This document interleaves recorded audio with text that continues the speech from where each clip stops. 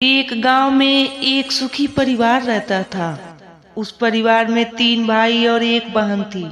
उनके माँ बाप उन चारों से बेहद प्यार करते थे, मगर बीच वाले लड़के से थोड़ा परेशान रहते थे, क्योंकि बड़ा बेटा पढ़ लिख कर डॉक्टर बन गया और छोटा बेटा भी पढ़ लिख कर इंजीनियर बन गया था। मगर उनका बीच वाला बेटा बिल्कुल गंवार और आवारा ही बनकर रह गया। अब उनके 2 बेटे डॉक्टर और इंजीनियर ने शादी भी कर ली थी और कुछ महीनों के बाद ही उनकी बेटी की भी एक अच्छे घराने में शादी हो गई थी। मगर बीच वाला बेटा अभी भी कुंवारा ही था, क्योंकि वो बिल्कुल अनपढ़ था और कहीं पर मजदूरी का छोटा सा काम करता था। इसीलिए उसे शादी के लिए कोई भी लड़की नहीं मिल रही थी और उसके माँ बाप उससे बहुत परेशान हो चुके थे।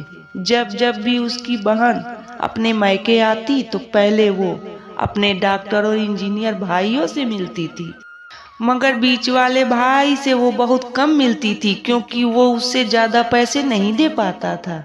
लेकिन फिर भी वो अपनी बहन से बहुत प्यार करता था। अब उनके पिताजी की बीच वाले बेटे की शादी ये बिना ही मृत्यु हो गई। उनकी माँ ने सोचा कहीं अब किसी के मुंह से बंटवारे की बात न निकले, इसीलिए अपने ही गांव की एक सीधी सादी लड़की से अपने गंवार बेटे की शादी करवा दी।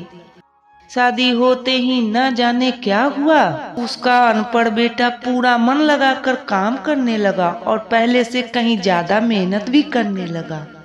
अब तो उसे कोई भी दोस्त बुलाने आता तो वो उसे यही कहता था कि भाई, पहले तो मैं जैसे तैसे अकेले कमाकर खा लेता था, मगर अब मेरी शादी हो गई है, मुझे अपनी पत्नी के लिए भी कमाना पड़ता है और कल को आने वाले बच्चों के लिए भी कुछ तो जोड़ना ही पड़ेगा। इसीलिए दोस्त, अब मैं तेरे साथ नहीं घूम सकता। ये कहकर उसका गंवार लड़का सीधा अपने काम पर निकल जाता था।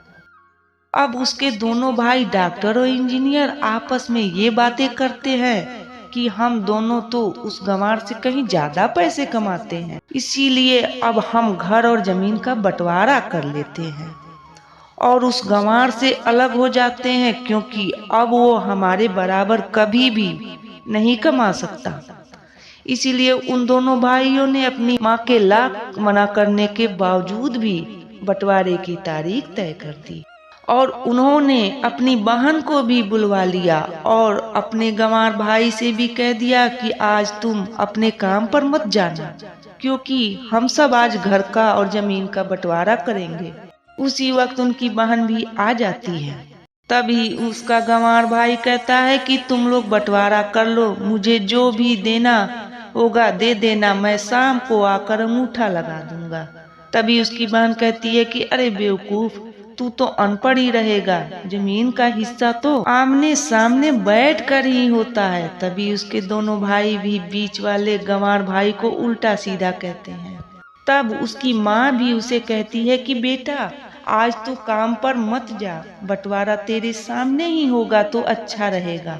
उसी वक्त वकील भी आ जाते हैं। तभी वकील कहता है कि आपका सारा हिस्सा मिलाकर 10 बीघा जमीन है और आपका घर है। अब ये बताओ कि किसको कितना हिस्सा देना है, मैं उसी हिसाब से बंटवारे के कागज बना दूंगा। उसी वक्त उसका गंवार भाई कहता है कि वकील साहब, 5-5 बीघा मेरे दोनों भाइयों के नाम लिख दो और ये जो हमारा मकान है ये मेरी प्यारी बहन के नाम कर दो।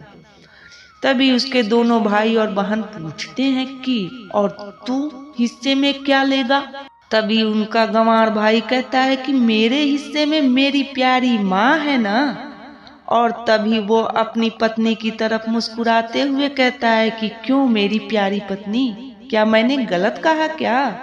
उस गंवार की पत्नी अपनी सास से लिपट कर कहती है कि माँ से बड़ी वसीयत क्या होगी मेरे लिए। और उसी वक्त उसका गंवार पति भी अपनी माँ से लिपट जाता है। गंवार बेटे बहू के इसी प्यार ने जमीन जायदाद के बंटवारे को एक सन्नाटे में बदल दिया। तभी बहन अपने गंवार भाई के गले लगकर रोते हुए कहती है कि माफ कर दो भैया, मैं आपको समझ नहीं सकी।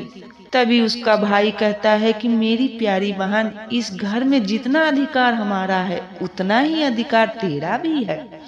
और रही बात बंटवारे की, तो बंटवारा नहीं करने से हमारा जीवन रुक तो नहीं जाएगा। क्यों करते हैं हम बंटवारा? क्या हम एक साथ मिलकर नहीं रह सकते, जैसे हम बचपन में मिलकर रहते थे? एक साथ मिलकर रहने को ही तो कहते हैं एक अच्छा परिवार, और उस अच्छे परिवार को संभालती है एक माँ। तभी उसके दोनों भाई भी बहुत शर्मिंदा होते हैं और बंटवारे के सभी कागज फाड़ कर फेंक देते हैं और एक दूसरे के गले मिलकर रोने लगते हैं। परिवार ही हमारा असली धन दौलत होता है, लेकिन आजकल बहुत से घरों में भाई भाई एक साथ नहीं रहते। बच्चे शादी होने के बाद माँ बाप से अलग हो जाते हैं।